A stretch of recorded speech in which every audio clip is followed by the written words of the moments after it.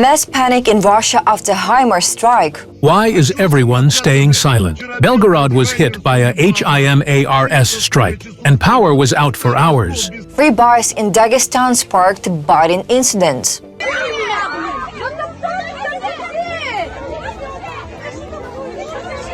And Soviet-style devotion to Lenin.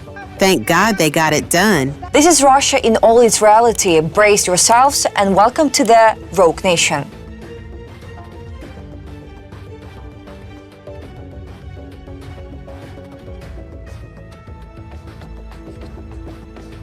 While Peskov comments on the state of the economy, people are being killed every single day, said a Russian propagandist.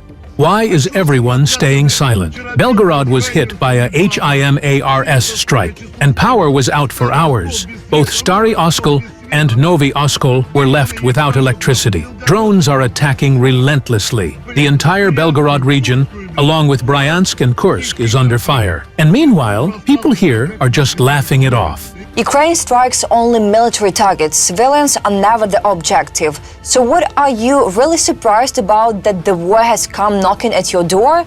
You were the ones who dragged it into Ukraine like it was some kind of celebration, with flowers, fanfare, and the huge eagerness to put things in order over there. Well, congratulations, now you're getting everything on schedule. Blackouts, shelling, drones buzzing right over your heads, and those fun siren-lit evening parties. This isn't some theater or propaganda show on TV. It's real life, and you made this mess yourselves. You can sit quietly, be shocked, or complain all you want, but the facts remain. Every action has consequences. So save your laughter for those who don't understand what war really means. As for you, while the power's still out, maybe consider this. Maybe it wasn't such a great idea to stick your nose where it didn't belong. But no, we are great, we're invincible, and now you quietly wait for the payback to reach every doorstep. Here's your shadow. Enjoy the show. He authorized strikes with long-range missiles, now even tomahawks. So what? Are we just going to sit back and accept this? Are we going to continue putting up with this intolerable situation? Why are we behaving so submissively? When there are already so many threats, sanctions, failures, and defeats surrounding them, it seems that scary things like tomahawks are just another chapter in their long book of problems. As for the claim that the consequences will be immediate, sure, of course, it's interesting to wonder how they will try to wiggle out of this. Cry, sob, look for enemies within their own country, or pretend everything is under control while quietly seeking shelter. In any case, if tomahawks are indeed delivered, it won't be just panic. It will be a full-blown spectacle filled with dramatic outbursts and confused expressions. All that's left for us is to sit back and watch. What war? For them, it's more like a ritualized massacre. They treat it as a sacred harvest. When 1,500 people die each day, they appear completely indifferent. Putin doesn't care about his own people. To him, people are merely expendable resources, numbers in reports and statistics for propaganda. While there is talk of a special operation, liberation, and restoration of greatness, the real lives and fates of soldiers and civilians are completely secondary. Losses? Who is counting? The main thing is that the regime's goals are achieved, and if someone dies, well, that's just how it has to be. Families mourn while the authorities pretend everything is under control. Silence in the media, bans on certain words, distortion of facts, all designed so that no one asks the question, what is all this really for? What matters to Putin is not the people but power. His own people are just pawns on a chessboard who can be sacrificed to maintain his position. In Dagestan, free bars have led to biting incidents. In Izberbash, the distribution of free food turned into a chaotic rush. The crowd pushed forward without queuing. People argued and snatched peas from each other. Some arrived with bags and began stuffing them with food items.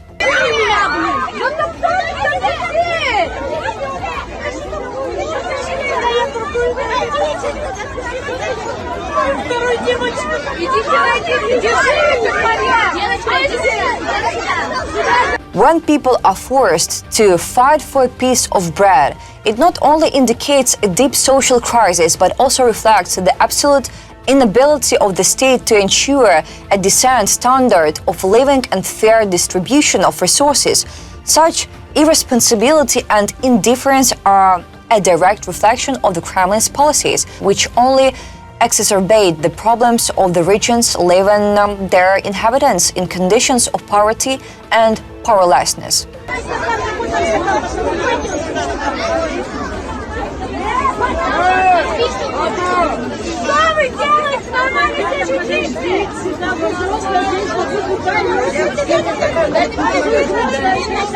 The climax of absurdity in Izberbaj has reached unprecedented heights. A woman beats a schoolboy's hand during a fight over pilaf.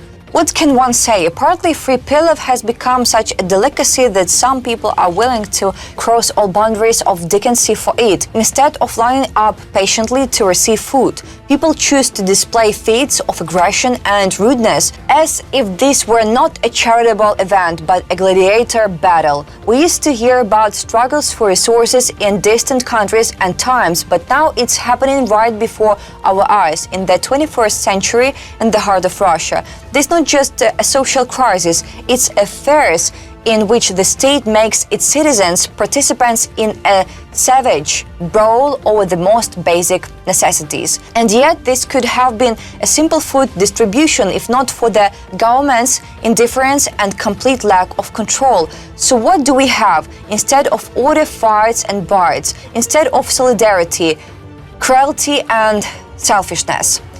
Instead of hope, shame and helplessness. Congratulations. This is the very wonderful social experiment the Kremlin is conducting in the regions where people are literally forced to bite each other just to survive. This is what the country has come to, biting over pilaf. Bravo. In the Sverdlovsk region, Lenin's monument has been restored, and now locals are making the sign of the cross before it. Thank God they got it done. We thought we'd be waiting until the end of winter. The restoration of Lenin's monument in the Sverdlovsk region and the locals' act of venerating it is absurd and a sign of collective amnesia. Lenin was not a saint, but a tyrant who brought millions suffering, repression and death. His cult of personality is no different from what we see today with Putin. The same authoritarianism, the same cruelty, only in different times and under different slogans. If Russians today pray to the tyrant Putin, why not continue this tradition with another tyrant from the past? This only demonstrates how deep-rooted and persistent the cult of dictators and how little the Russians learn from history. Glorifying such figures means betraying the memory of their victims and perpetuating the vicious cycle of repression and oppression. Why praise him? He practically wiped out the church. That may be, but it doesn't matter much. Deep down, he still believed. Believed? Yes, of course. Every human being believes, even if only deep inside. Why glorify Lenin? He practically destroyed the entire church. But it doesn't matter. What's important is that he believed in his heart. Believed? Of course, everyone believes deep down, even if they trample millions of lives and dismantle entire institutions. Faith is what counts. Everything else is trivial. So here we have a tyrant who demolished the spiritual foundations of the country, suddenly becoming an object of veneration. Well, if he believed in his heart, then I guess it's okay to make the sign of the cross before his monument. And Putin also attends church and makes the sign of the cross, yet at the same time he kills and destroys Ukraine.